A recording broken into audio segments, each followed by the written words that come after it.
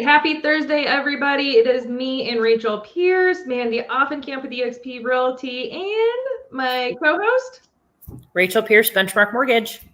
Awesome. So we are here for the cocktails and conversations to discuss real estate and mortgage talk. So we were discussing the ability to start a new career and how it looks when you get started. We all focus a lot on veterans. Logan here is also a veteran. So we all know that obviously they come out of their military career and go into civilian life. And there's a lot that goes into thinking about what these veterans want to do with their careers. So we are here to kind of discuss what it looks like to get your real estate license and also your loan officer license. So introducing here, everyone that's on the screen, Spencer Evers. He is a newer agent. He's been licensed for a year and a half. Are we at 2 years? Are you at 2 years? I don't know what you're at. About 2, yeah. Okay. So he is at eXp Realty, and he is actually an agent on my team, the collective group with eXp Realty. So he will be able to discuss a little bit of what he went through getting his license. And then Rachel, if you want to introduce yours. Yeah, so have Logan West on here. He just recently got his mortgage license. He's a business development guy on our team, but got his mortgage license. So we're excited today to have him talk about the good and the bad of doing that and kind of tell you how he felt with getting that license. So yeah, excited. Awesome. Well, I don't know about loan officer license so much. Real estate license really isn't too crazy. I mean, the licensing and the testing is hard, I would say. But there's not a lot that goes into it. So some of the things that you will have to do to get your license, one, you'll have to submit your application with the state of Nebraska. For courses that we have to take, you have to take 66 credit hours of courses. That consists of 30 hours of national qualifications, 30 hours of state, and also 6 hours of ethics. So you can do this, I would say, as quickly as 30 days if it is somebody that truly wanted to, push their boundaries and get these courses done quickly. You could absolutely do it very quick. There are some that, draw it out, and it can take them up to a year to finish all their courses. Obviously, if you're working, full-time military still, or working another job, some of them, depending on which course you sign up for, you can work it at your own pace. So those are your courses that you're going to have to take. When you do apply with the state of Nebraska, you do have to submit a background check that has to go to the state trooper's office and get ran past that and get approval. So you do have to be 19 years old to get your real estate license in the state of Nebraska, and also have a high school degree or equivalent. So those are your qualifications kind of to move forward with taking your test. Once you get the approval on the background check and you've completed your licensing courses, then you can sit to take your tests. Spencer, he kind of put together a little mock-up to kind of go over what the expenses looked like. Spencer, can you talk about those? Yeah, so when I got my license, I was kind of like in between jobs, and so I really hunkered down and did a self-paced online. So I did it in about 45 days, but that was kind of like my 8 to 5. Like as soon as the kids go to school and stuff like that, I was logged in doing the hours and doing the practice exams and stuff like that. So it does take some time. It is quite a bit of getting the knowledge, getting the real estate law under your belt and everything like that, and then obviously prepping for the exam. It takes a lot of time too. So outside of those 66 hours, but yeah, so I did it in about 45 days, and the I'll share my screen really quick just so everybody kind of knows what is kind of involved with everything is financially speaking. So just a really quick snapshot of what we got here. The application fee for the state of Nebraska is $135. The classes that I took online were roughly $400. It's going to depend on which state you're getting licensed in, what their qualifications that you need to get underneath, and then also the first exam is $150. That includes both the state and the national. Then you're automatically getting your 1-year license, a fee of $80, and then after that first year lapses, then you have to do a 2-year renewal of $140. Each year you have to pay errors and omissions insurance, which is roughly about $110. So all in all said, give or take some, it's about $1,000 investment for you to get all the requirements that you have to do to get your license. And then once you're licensed, it's really just trying to figure out where you want to go hang your license at a broker. So really encourage you to research and interview, talk to other agents, see what they like about their brokerage, what they don't like about their brokerage, and get all that information. But one of the reasons why I wanted to go into real estate was just more for a financial freedom, and then also really getting to make my own schedule.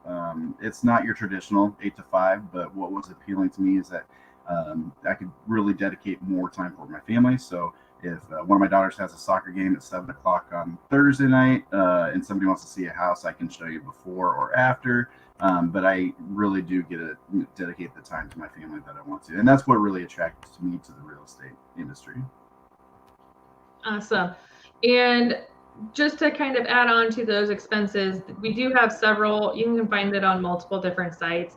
Baned.com has your pre-licensing courses that you can do. It also has a military discount. So I think it's actually like $350 or something like that for military to get it through Baned. And that is actually all of your courses. And that includes your books and everything.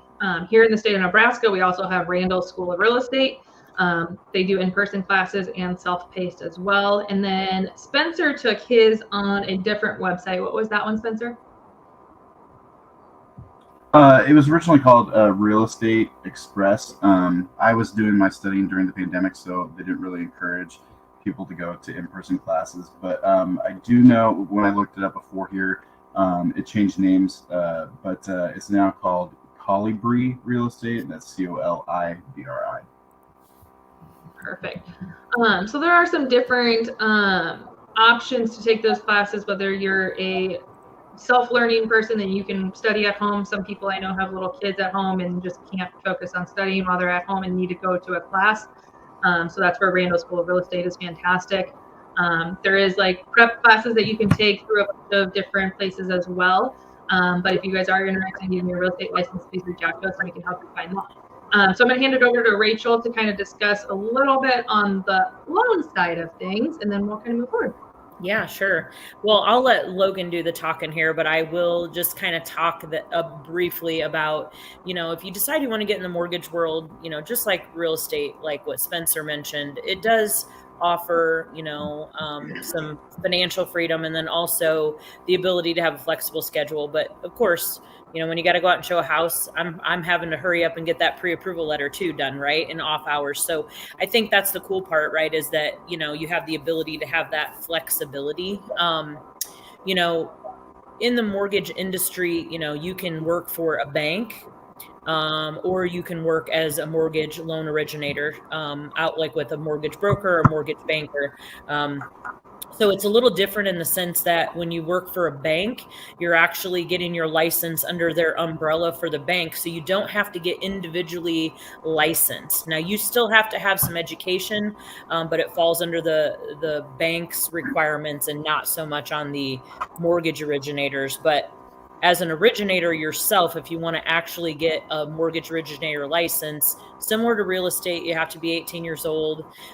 You've got to register with the NMLS, which is the Nation Mortgage Licensing System and Registries.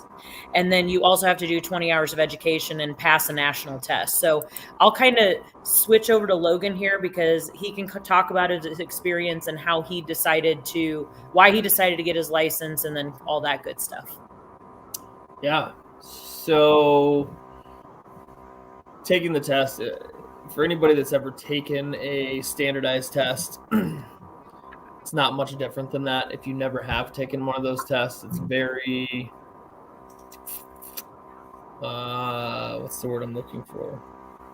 It's very concept based, right? So you can learn every word of every chapter in all the books, but really focusing on concepts and being able to apply those concepts to the questions on the test. I would say, as far as the testing piece goes, that's the best way to do it. I studied through a program called Safe MLO, and all I did was take tests so that I had variations of questions coming at me. I couldn't memorize them. I mean, there's 1,000 questions in the test bank, right? So being able to familiarize yourself with the test, and then learning the actual job when you're in the trenches doing it at work, right? So you're going to learn the job through on-the-job training. You're going to learn how to become a loan officer through practical experience. The reason I got licensed is, I mean, I guess by definition I'm a loan officer, but I don't actively write loans. I'm not originating loans, but I think it allows me to better do my job when I work with real estate agents or I work with buyers who are coming to us through me. It allows me to talk about things that I wouldn't be able to talk about, i.e. interest rates. It also allows everybody in the branch, all the loan officers, to lean on me to help get things done. You know, if somebody's out of town or if somebody can't get to something, now I can take on some additional responsibilities to be able to better help our team. So that's a little bit about the test and a little bit about why I got licensed. Well, and I'll add in another thing too, and I forgot to mention this, but if you get your mortgage originator's license, similar to being a real estate agent, you have to get licensed in states that you want to lend money in. So when you're working at a bank versus a mortgage company, you're going to have to get individually licensed with whatever state you want to lend money in. And I say that because people might want to buy a second home or investment property or whatever it is, right? But if you're with a bank, a lot of times they can lend in whatever their footprint of the bank is, or usually in some cases, all 50 states. But there are additional requirements in education and fingerprints and things like that for each state. And we have to go through a background check and everything, just like you guys do. They take it very seriously. So, yeah. Right. Obviously, the background checks are super important in both of our worlds. Obviously, our clients are trusting us with their largest investment, and everything like that, showing houses, making sure that they're safe, being able to show houses with us and everything like that. And you guys obviously have full, visual of their financials and everything. So our background checks are very, very important, having that checked and everything and making sure everything is safe on that side. So on the military side of things, Logan, obviously personally, real estate agents and loan officers are great careers for vets that are coming back into the civilian world from their military careers. What benefits do you see in those two careers for veterans coming into the civilian world? Yeah, I mean, it's a good question. I have a little bit, I don't want to portray something that I'm not, right? So my military background is a little bit different than, say, an active duty person. I was in the Guard for my whole military career. But I think there are things from the military that tie to real estate or being a loan officer, or really a lot of different career fields. But you got to be a go-getter. You got to be able to get stuff done on your own. And if you're in the military, you got to figure out how to get stuff done on your own. You might be told once, and then you're left to figure it out, or shown once and you're left to figure it out. So I think, that skill set absolutely applies to people who need to pace themselves, people who are responsible for their own schedules, who have to go find business. You got to find creative ways to do that. And I think the military does a good job of showing us how to do those things. Right. Attention to detail, everybody went through basic training, and if things, you were never going to get something done well enough for it to pass anyways. So that's been ingrained into a lot of military people's heads. So, attention to detail, being able to, not necessarily a perfectionist, but knowing how to pay attention to things that matter. Right. I would say that those two skill sets are probably what I utilize most from my military career to now. Okay. Absolutely. Awesome. So, not only is it great careers for veterans moving into civilian life and everything, but I feel like it is also a great career for our military spouses, loan officers, and real estate agents. I know many very successful real estate agents that have moved coast to coast with their active duty husband or wife and have ran a very successful real estate career. And I'm sure it's the same with loan officers. You can obviously probably stay within the same branch, and like you guys, benchmark. You could probably join a benchmark somewhere else as well. So I think it's a great career for those spouses that have that possibility of having to pick up and move with their spouse, and be able to continue their career. When you I'll work add to that too, Mandy. I think the network of people that you develop through being in the military and the places that you've lived is also really helpful. I mean, that gives you a leg up. That's not a community that everybody has access to, and the people in that community don't give access to outsiders all the time. So I think having that network as a starting ground is a wonderful reason to have a career in either field. Correct. I 100% agree with that. I mean, the military connection at each base and then the referrals from the different bases, I mean, is huge. And if they are a spouse within that world and they do have to PCS to a new location, having those connections is what makes their business successful. It's not easy moving to a new market where you don't know anybody. So having those connections is definitely a lifesaver when it comes to that. Spencer, is there anything that you can give insight on what helped you get your real estate license, and what any tips to make it easier for? I know you did it in about 45 days. Any like prep classes or anything like that you did? Obviously getting a mentor that's already in the field really helps. They can kind of coach you through what you need to do, what's really important, how to study for the test, and just making sure you're taking the time. If you are interested in doing the prep work and the exam with a partner, that was really helpful for me. Just kind of having a study buddy to kind of push each other, keep each other accountable, making sure that we're doing the things that we need to be doing to prepare for everything. But having a mentor was definitely a key for the successful entry into the real estate market. Exactly. I think it's great because I know when I took it, I did not have a mentor, and there was a lot of things that I'd get confused on or just didn't make sense. And I'm sure the LO licensing test is probably very similar to ours. It's not which one is the right answer, it's which one is the best answer. Is that the same on the loan side? Yeah. Yeah. I mean, as far as testing goes, there might be more than one right answer, but which one's the best? Yeah, the real estate test is very much written to confuse you. There is multiple answers, but it's which one is the most accurate and the best answer. So it can get very, very confusing, which I think is why the test is so difficult for some people, because it's hard to, okay, A and B are right, but now it's for me to figure out which one's the best one. Yes. So I think that's what makes those tests so hard for a lot of people, because it is hard to decipher which one is the correct one, especially if, back then, I mean, I had zero knowledge of the real estate world, and I really had no idea which one was the best answer. I just knew they both were right.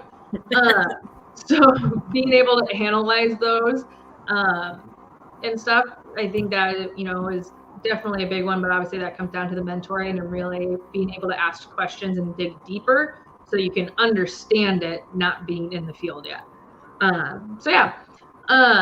But obviously, once you get your license, that's not the end of getting prepared with getting your real estate license. You do have to interview brokerages, and there's a whole different discussion we can have on that one, and what to look for within your brokerage and within the company that you want to hang your license with. I'm sure Rachel could say the same thing once you get your loan officer's license. It's a whole different world on how to analyze the different companies, the different categories of the companies that you can put them with, if it's a bank or not. So there's a whole lot that goes into that. So we can always do another training and discuss how to analyze those. What are things to look at to compare to show the differences? Because lots of people don't understand the large differences between the different companies. So we can always go over that and discuss how you can analyze that in a different day. I think we will do that in a couple of weeks. But next week, I think me and Rachel will discuss a market update and take a deep dive into what the loans are looking like currently. And I can dig into our market on what our listing count and our prices look like for our current market. Do you have any other insights, anything, tidbits that you want to drop in, Rachel? No, I think we covered them all. I think this is really good information. And again, we want to be a resource for anybody that does have questions. So always lean into us so we can answer any kind of questions that you have afterwards. Awesome. And Benchmark has your military, what's your slogan? What is it? Just, you mean our mission statement? Yeah, no veterans left behind. Is that what it is? Yeah. I wish, right? No veteran will be left behind. We basically just want to really make sure that veterans are educated and they know what their VA benefits are. So we want to make sure that they're being connected and with the right team and make sure we get them through that process smooth and seamlessly. Awesome. So Rachel, the American dream for the American hero, I think, is what you were looking for. That works. Yes. Wow. Either way, yeah. I don't know that it's a program, but yeah. Hey, your mission statement. I don't know. Slogan. Yeah. But we all do a lot to help our military.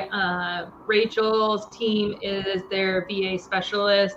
I am a VA specialist on the real estate side. I do about 80% military, and we have our military network as well, where we focus a lot on helping educate and build up our military veterans within our community, whether that is with helping them buy homes and getting them connected to VA specialists like Rachel, or helping them grow their career and make career advancements as well. So please reach out to myself, Mandy Offenkamp, DXP, or Rachel with Benchmark Mortgage if you guys are interested in starting a new career in lending or in real estate, and we would be happy to help you and help guide you along the way.